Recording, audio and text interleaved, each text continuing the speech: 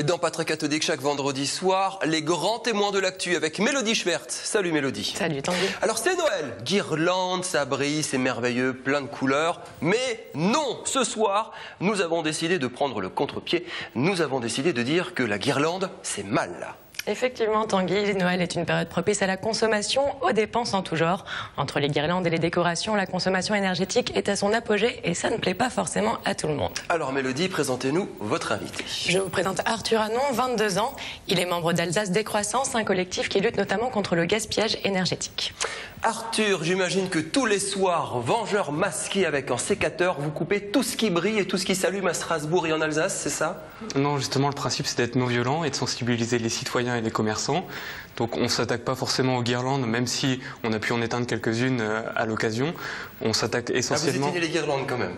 Oui, on a réussi à en éteindre quelques-unes et ça n'a pas plu à certaines personnes, mais parce qu'on estime qu'il y en a un peu trop à Strasbourg, dans le centre-ville notamment.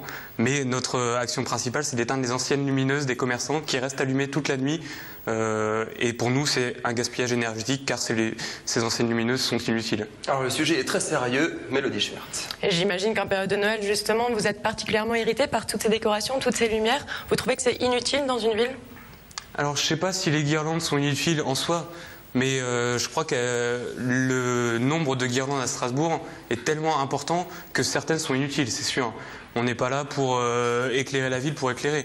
La ville doit être éclairée s'il y a des besoins essentiels, mais à l'heure où la consommation énergétique doit être divisée par 3, il semble important de choisir d'en éteindre certaines. Vous imaginez justement Noël comment dans ce cas-là, si on ne peut pas mettre de guirlandes? Vous imaginez une ville toute noire pour fêter Noël? Non, bien sûr que non. Déjà, en dehors des périodes de Noël, la ville n'est pas toute noire. Il y a toujours de l'éclairage public. Mais on peut imaginer une ville beaucoup plus sobre, où les guirlandes sont posées de manière harmonieuse et pas concentrées sur le centre-ville commerçant, où les guirlandes ne se marchent pas les unes sur les autres, où on réfléchit à la façon dont on les dispose et on ne cherche pas seulement à faire de l'esthétique, mais aussi à toucher les gens. Premier témoignage, Mélodie Schwertz, vous êtes allé voir Pierre Bardet. Pierre Bardet, c'est le patron des vitrines de Strasbourg et c'est lui qui imagine un petit peu toutes ces lumières. Exactement, je suis allée le rencontrer dans son bureau et je lui ai posé une question simple. Quelle est la consommation énergétique des décorations mises en place pour Noël? On écoute sa réponse. Toutes les installations que nous mettons en place sont à économie d'énergie. C'est-à-dire qu'on consomme 7 fois moins qu'avant. Donc nous allons dans leur sens. Nous rendons la ville plus belle, mais les consommations d'énergie que nous utilisons, les matériaux, on les paye un peu plus cher, justement parce que ce sont des matériaux nouveaux et qui consomment 7 fois moins d'énergie. Je prends l'exemple, ce bel arbre bleu qui est sur la place Gutenberg, qui consomme que 75 € d'énergie pendant 7 semaines, 7 jours sur 7, 24 heures sur 24. La porte de lumière, c'est exactement la même chose. C'est une consommation de 2 lampes de salon. Le nouvel arbre blanc de la place des Halles, c'est 1034 watts, c'est-à-dire la consommation d'un aspirateur. On va dans leur sens, dans leur démarche.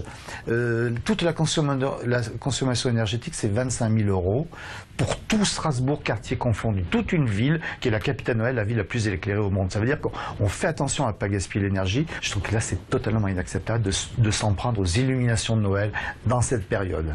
Ça, je dois dire, il faut la trêve des confiseurs et ça, vraiment, c'est inacceptable qui touche aux illuminations de Noël. Pierre Bardet m'expliquait justement que les décors et les lumières mises en place à l'occasion de Noël, ça apporte un petit peu de gaieté en période de crise. C'est un argument recevable selon vous? Selon nous, on pense que la gaieté, elle peut être apportée par d'autres choses. C'est pas parce qu'on va éclairer les lumières, éclairer les rues de Strasbourg, pardon, que les gens vont être plus heureux, mais peut-être parce qu'ils vont réussir à payer leur facture énergétique. Et comment réagissent justement les commerçants? Vous avez des échos, ils s'en plaignent ou ils suivent dans votre action? Alors, je pense que certains comprennent la démarche, mais sous couvert de raisons soi-disant économiques qui ne sont pas du tout prouvées. Je continue à rallumer leur lumière après notre passage. Il y avait cependant une réaction d'une pharmacienne qui se plaignait que vous ayez éteint son enseigne alors que c'était la pharmacie de garde et que justement les passants avaient du mal à comprendre ce qui se passait. Alors j'ai répondu à ce commentaire sur le site justement et la pharmacie apparemment, en tout cas j'y suis passé une semaine après, l'enseigne n'était pas allumée. Donc si la pharmacienne aurait pu rallumer son ancienne, étant donné que c'est bien des actions non violentes, on ne détruit rien, et il suffit juste de relever le levier. C'est sûr que si c'est le soir de garde et que vous l'éteignez, ça n'a pas dû lui faire plaisir. Eh ben, on n'a pas éteint cette enseigne dans la nuit du 1er au 2 décembre, donc je me suis expliqué avec elle et il n'y a pas de souci. Alors partout en Alsace, vous le remarquez, les maisons sont décorées. Et il y a des maisons beaucoup mieux décorées que d'autres. On peut appeler ça un petit peu les fanats de la décoration. Et vous en avez rencontré un qui ne compte pas vraiment, qui veut faire les choses bien, qui veut faire de belles choses.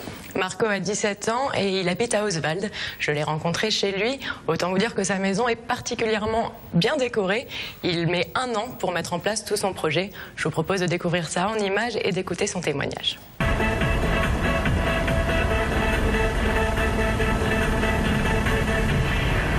Je suis passionné, j'ai envie de faire vivre ma passion, voilà, que tout le monde en profite. Ça me fait énormément plaisir quand je vois les enfants qui rentrent de l'école, qui ont les yeux qui brillent devant le jardin.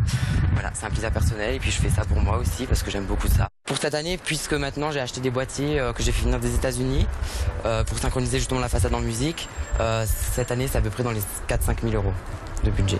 C'est souvent incompris parce que justement tout mon argent passe dedans, donc mon père me dit souvent pourquoi tu t'achètes pas des habits, pourquoi tu vas pas dans un magasin te faire plaisir, pourquoi tu mets pas de l'argent de côté et puis tout.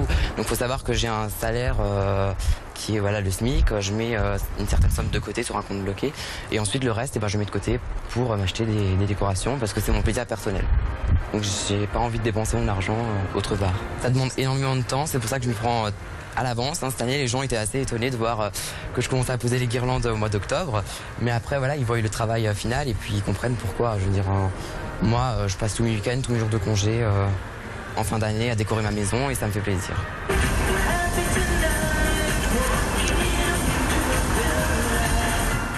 Vos actions sont plutôt isolées. Qu'est-ce que vous allez entreprendre dans les prochains temps? Est-ce que vous allez entreprendre des actions plus dures pour vous faire entendre? Alors notre principe de non-violence, on va le garder évidemment, mais dans les prochains mois, on va mener d'autres petites actions. Nous mènerons des actions toujours de sobriété qui concernent les commerçants qui laissent ouvertes leurs portes en pleine journée, toute la journée. Et nous ferons aussi des actions qui sensibiliseront les consommateurs sur l'usage de leurs smartphones notamment, qui sont produits dans les pays du Sud dans des conditions déplorables. Merci beaucoup Mélodie, merci beaucoup Arthur. Je tiens juste à signaler une pétition qu'on donne dans le site internet, une pétition qu'on peut trouver en ce moment sur justement sobriété énergétique, une nécessité, vous pourrez la lire sur le site d'Alsace Décroissance. Joyeux Noël quand même, vous avez des guirlandes sur votre sapin? Comment? Vous avez des guirlandes sur votre sapin? J'ai pas de sapin. D'accord.